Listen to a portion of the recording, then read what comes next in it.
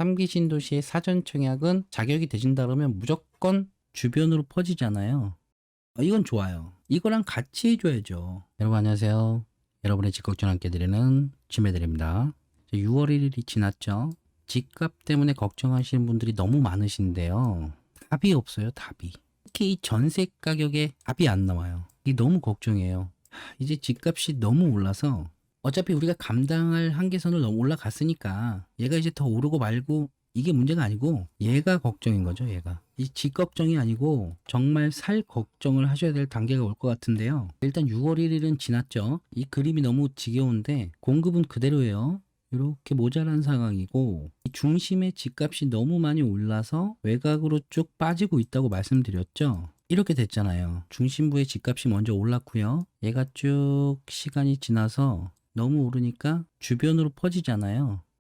그래서 지금 이렇게 외곽까지 다 오른 상태라고요. 이렇게. 지금 여기가 너무 오르니까 이렇게 쭉쭉 빠져나갔잖아요. 이거 어떻게 잡히냐면요. 이 수급이 이렇게 맞아야 되는데 일단 신규 공급은 이렇게 없잖아요. 이건 단기간에 만들어낼 수 없는 거 이제 우리 알잖아요. 그러니까 이게 잡히려면 수요가 줄거나 공급이 많아져야 되는데 우리 이제 이거 다 알죠. 빵이 필요한 사람이 있고요. 빵이 하나 있으면 이때 이 빵의 가격과 빵이 필요한 사람이 많아졌는데 빵은 하나밖에 없을 때 빵의 가격과 이때의 가격, 이때의 가격, 이때의 빵의 가격이 이 가격이 같을 수가 없죠. 우리 이거 다 경험했잖아요. 이때의 가격과 이때의 가격, 이때의 가격까지 다 경험했잖아요. 쭉 올라가다가 얘가 너무 올라가니까 정부에서는 규제를 했죠. 한 사람당 마스크를 살 수 있는 장수를 한정했고요. 수요를 억제한 거죠. 그리고 그동안 마스크 생산량을 쭉쭉 늘려서 마스크의 공급을 쭉쭉 늘려서 이게 어느 정도 수요를 맞춰주니까 가격이 어느 정도 안정이 되잖아요. 여기도 이렇게 공급이 모자란데 여기도 공급을 채워줘야 된다니까요. 이렇게 쭉쭉쭉쭉. 여기 빵을 이렇게 늘려줘야 된다니까요. 이렇게. 근데 우리 똑똑한 부동산 정책이 어떤지 좀 볼까요? 이 똑똑한 분들 180분 되시나요? 대한민국에? 이분들이 이 수요가 빠지고 공급이 늘어나면 가격이 잡히는 걸 아셔요. 똑똑하시니까. 이걸 아시니까 공급을 늘리겠다고 다주택자의 보유세를 올리죠. 그러면 다주택자들이 이렇게 집을 내놓을 줄 알고 보유세를 올리는데 근데 안 내놓죠. 근데 또 수요를 줄이겠다고 양도세를 또 올리네요. 양도세 올리고 보유세 올리고. 이게 뭐냐고요 이게. 답이 없죠. 보유세 과세 기준일이 6월 1일이고 정확히는 양도세 중과세가 올라가는 날이 6월 1일이었는데 이제 6월 1일이 지났어요. 근데 요게 이겼어요. 다주택자들이 매물을 안 내놔요. 정리할 건 이미 다 정리했고 이제 내가 남는 거 없이 집을 파느니 그냥 보유하겠다. 지금 이 상황이죠.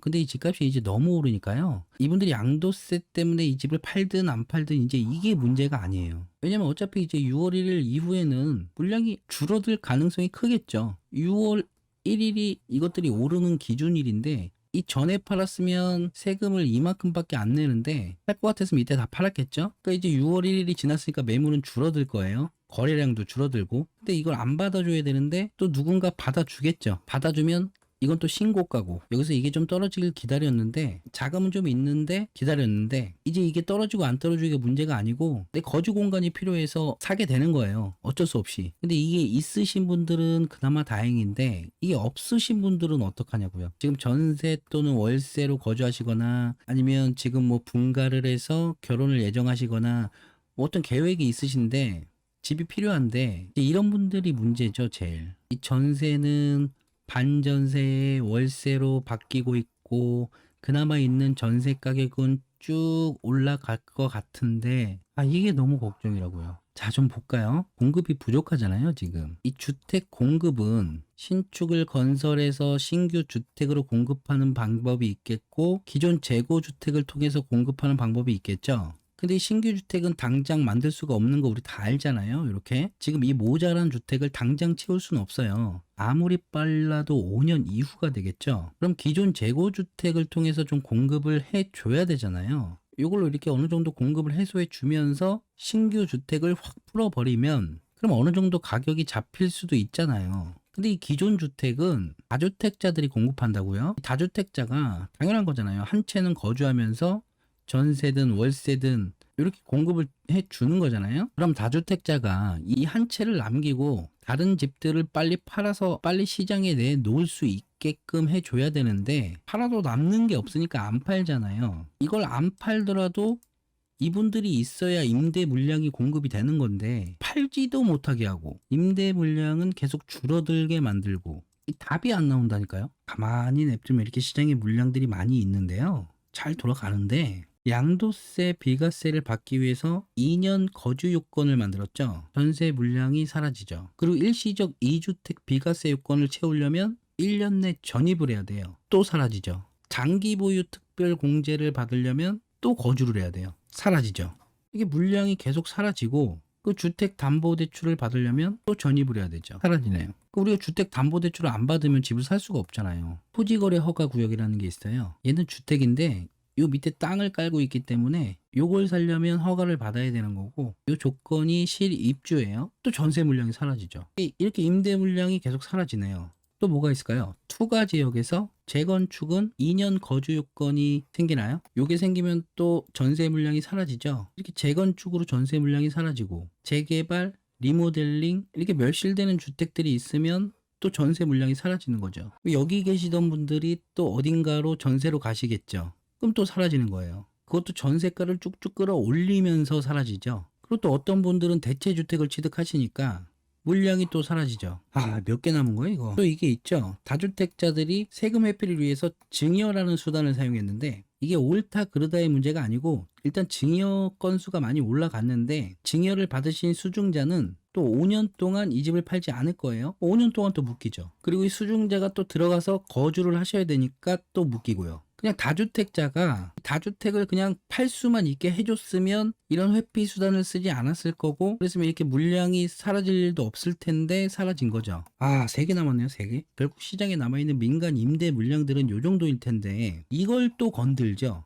이 주택임대사업자를 폐지한다네요. 자, 우리 더불어 집권여당에서 부동산 특별위원회라는 걸 구성했어요. 이게 5월 27일에 발표한 보도자료인데 제가 이 자료를 정리해 드리려고 몇 번을 영상을 찍다가 도저히 짜증이 나서 영상을 2번인가 접었었어요. 이걸 읽어 나갈 수가 없더라고요. 화가 나서. 답답하고 답이 없어서. 이게 주택 시장을 안정시키겠다고 공급, 금융, 세제와 관련해서 이 개선안들을 마련했다는 건데 이 언론에서도 많이 나오고 자세한 내용들은 저보다 훨씬 더 잘 하시는 분들께서 분석해 주시기 때문에 아시겠지만 제가 이걸 보고 화가 난 건 여기에요. 금융 개선책 중에 LTV를 완화한다는 내용이 있는데요. LTV 완화라는 거는 대출을 더 많이 받을 수 있게 해준다는 거고 대출이 안 나와서 집을 못 사셨던 무주택자분들에게 기회를 주는 거죠. 이건 좋아요. 근데 이게 화가 나는 거죠. 이게 좀 크게 볼까요? 이 올라간 가격을 인정하겠다는 거잖아요. 원래 주택 가격이 여기 있었는데 이게 이렇게 여기까지 올라왔는데 이걸 이렇게 잡아주겠다고 했잖아요. 이걸 이렇게 잡아줬으면 굳이 이 가격을 안 올리더라도 LTV가 완화되는 효과를 가지고 오는 거죠. 근데 이걸 이렇게 잡아주겠다는 분들이 잡아주진 못하고 오히려 올라간 집값을 이렇게 인정해서 인정할 거면 진작에나 인정해주지 이제 인정을 해서 대출을 더 많이 받을 수 있게 해준다니까 이게 화가 나는 거예요. 그리고 아직 확정된 게 아니기 때문에 자세히 정리할 필요는 없지만 뭐 확정되겠죠. 지금까지 무주택이셨다는 거는 여기서 이걸 다 견뎌내면서 여기까지 오게 해준다 그래서 참았던 건데 그래서 무주택으로 참고 계셨던 건데 이렇게는 안 만들어주고 이걸 인정한다고 하니 이분들 중에서는 여기서도 사실 수 있었 이 시점에도 사실 수 있었던 분들이 분명히 계실 텐데 참 이게 너무 안타까운 거예요. 그리고 또 하나는 이거는 아직 완전히 확정은 아니지만 지금 1가구 1주택자가 비과세를 받는 기준 금액이 9억인데요. 이걸 이렇게 12억으로 상향하겠다는 내용이 있어요. 확정은 아니에요. 여기 모든 내용이 확정은 아닌데 이렇게 해볼까 하고 던진 거죠. 지금 이렇게 수도권 외곽에 신축 아파트들 중에서 이 8, 9억 언저리 아파트들이 좀 있어요. 그리고 이 비과세 기준이 12억으로 상향이 되면 그럼 얘네들은 그냥 올라갈 확률이 크겠죠. 그러면 이 9억대 아파트들이 올라가면 그럼 이 밑에 있는 친구들은요? 이분들이 또 채워주겠네요. 이렇게. 그럼 또 밑에 있는 친구들은요. 이런 걸 하려면 이거랑 같이 해줘야죠. 그래야 이게 된다니까요. 이 시장의 물량을 돌지 못하게 해놓고 이 당장 나올 수 없는 공급 얘기들을 하고 있으니까 이게 답답한 거예요. 끝난 게 아니에요. 지금 우리가 전세든 월세든 자가든 내가 거주하고 있는 주택이 있는 상태에서 이렇게 집을 하나 사면 전세를 끼고 살 수밖에 없는 구조가 있어요. 이 안에 세입자가 있으면 전세를 끼고 살 수밖에 없는데, 이거 우리가 갭 투자라고 하죠. 투기꾼이라고 그렇게 싫어하던 갭 투자. 근데 지금 이걸 살려면 전세를 끼고 살 수밖에 없어요. 갭 투자를 할 수밖에 없다는 거죠. 왜 그러냐면 규제가 이렇게 만들었어요. 임대차 3법이 이제 완성이 됐죠. 6월 1일부로 보증금이 6천을 초과하거나 월세가 30만 원을 초과하면 그 계약 내용 등을 신고하게끔 만들어 놨는데, 그래서 요거까지 이렇게 임대차 3법이 완성이 됐는데요. 여기에 계약갱신 청구권에서 원래 기존 보장기간이 2년이었는데 요걸 2년으로 늘려주면서 이렇게 갱신할 때 5% 이상을 못 올리게 만들었죠. 근데 기존 세입자가 기존 2년 기간을 채우고 계약갱신 청구권을 행사할 때 요거를 저지하기 위해서는 요 집을 새로 사는 사람이, 매수자가 이분의 계약 만기 6월 전에 등기를 해야 돼요. 그러니까 결국 세입자가 있는 상태에서 등기를 해야 된다는 거죠. 갭 투자 장려 정책, 더불어서 여기서 여기를 가는데 보통은 거주주택에서 보증금을 빼거나 기존 주택을 팔거나 이 돈을 보태서 이렇게 들어가는 건데, 이 거주 사다리를 완전히 막아버리잖아요. 결국은 돈이 있어야만 이주를 할 수 있는, 간접적으로 거주 이전의 자유를 제한하는 결과가 올 수도 있는 거예요. 여기까지 너무 깊게 들어가는 것 같고요. 어쨌든 임차인을 보호하는 취지에서 만든 이 임대차 3법이 결국에는 모든 사람을 힘들게 만드는 거죠. 자, 그리고 2년 계약 기간이 만기되고 갱신 청구권을 사용해서 이렇게 추가로 2년을 사시는 분이, 이분들이 다 이 계약 기간이 끝나면 과연 어디로 갈 수 있을지, 지금 이 전세 금액을 가지고 어디로 갈 수 있을지, 이게 너무 의문이고요. 그나마 이 시점에는 여기서 여기까지는 갈 수 있었을 거고 여기서 여기까지는 갈 수 있었을 텐데 2+2가 끝난 시점에서는 어디를 가셔야 될지 이걸 빨리 해결해 줘야 된다는 거죠. 이거 정말 주목하셔야 돼요. 끝난 게 아니죠. 그러면 3기 신도시를 기다리면 된다고 생각하실 텐데요. 제 주변에도 3기 신도시를 기다리시는 분들이 굉장히 많으세요. 제가 다른 영상에서도 말씀드렸지만 3기 신도시의 사전 청약은 자격이 되신다 그러면 무조건 도전하셔야 돼요. 이 사전 청약은 전량 공공분양이고, 이 공공분양은 무주택자분들에게 기회를 주는 거죠. 무주택자분들이시라면 이 사전 청약을 꼭 노려보시는 건 맞는데, 이게 왜 그러냐면 사전 청약에 당첨이 되면 본청약이란 걸 따로 하게 되고요. 이 사전청약에서 본청약까지 기간이 얼마나 될지 모르겠지만 이 사전청약의 당첨은 다른 기존 일반청약에 제약을 주지 않죠. 그러니까 이 사전청약에 대비되는 개념으로 이 본청약에 제약을 주지 않기 때문에 일단 당첨이 되면 마음은 편하니까, 마음이 편한 상태에서 다른 청약에 도전을 하실 수가 있어요. 그러니까 사전청약 끼리는 제한을 주는데 이 사전 청약에 당첨되고 다른 사전 청약에는 당첨될 수가 없는데, 이 사전 청약에 당첨이 되고 다른 일반 본 청약에는 당첨이 될 수가 있는 거라는 거죠. 그래서 일단은 사전 청약에는 도전을 다 하시는 거예요, 마음 편하게. 근데 문제는 이거죠. 일단 3기 신도시에 당첨이 되기 위해서는 이 거주 요건을 채워야 되고, 이 주택 건설 지역에서 거주 요건을 채우게 되잖아요, 청약 자격을 위해서. 사전 청약에 당첨이 되면 본 청약은 당연하고 입주할 때까지 이 무주택 자격을 유지를 해야 되는 건데, 일단 이 사전 청약부터 본 청약까지의 기간이 얼마나 될지도 모르는 상황에서 본 청약 시 분양가만 확실히 해준다면 기다릴 수는 있죠. 근데 이걸 정확히 안 해주잖아요. 예를 들면 이게 70%라고 가정을 하면 주변 시세의 70%일 텐데, 이거 좀 답답한 얘기인데요.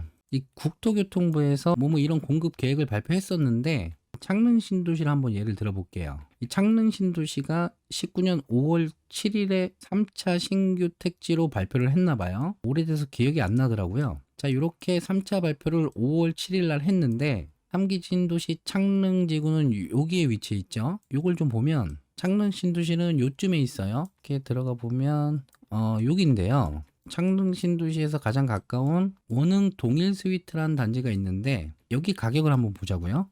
여기 발표가 19년 5월 7일, 19년 5월. 이 돈해동 원흥 동일 스위트라는 단지가 19년 5월에 5억대 실거래가를 찍었는데요. 이게 지금은 실거래가가 10억, 9억 이렇게 한다고요. 5억대가 지금 10억 하는 거죠. 이 서울 집값을 잡겠다고 3기 신도시를 발표하고 무주택자분들이 여기를 기다려서 들어가시라고 한 거잖아요. 5억대일 때. 근데 지금 10억이고 아직 사전 청약도 안 했고 본 청약도 안 했어요. 근데 본 청약 때 주변 시세의 70%만 잡아도 7억이란 말이죠. 여기서 하나도 안 올랐다고 가정했을 때 7억이란 말이죠. 그럼 이때 과연 5억대에 여길 사는 게 현명한 건지, 이때부터 사전 청약을 거쳐서 본 청약을 거쳐서 입주까지 이 집에 관한 걱정부터 모든 스트레스를 쭉 참아가면서 7억에 입주하는 게 현명한 건지, 이걸 어떻게 받아들여야 되냐고요. 이걸 답 있나요?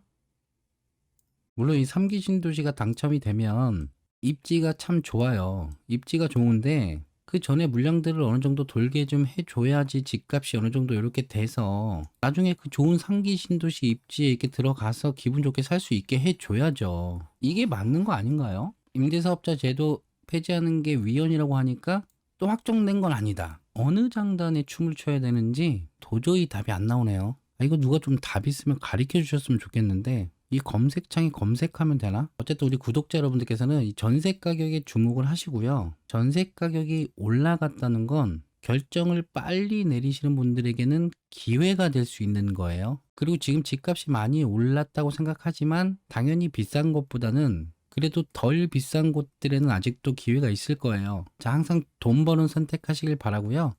다음에 또 좋은 영상으로 찾아올게요.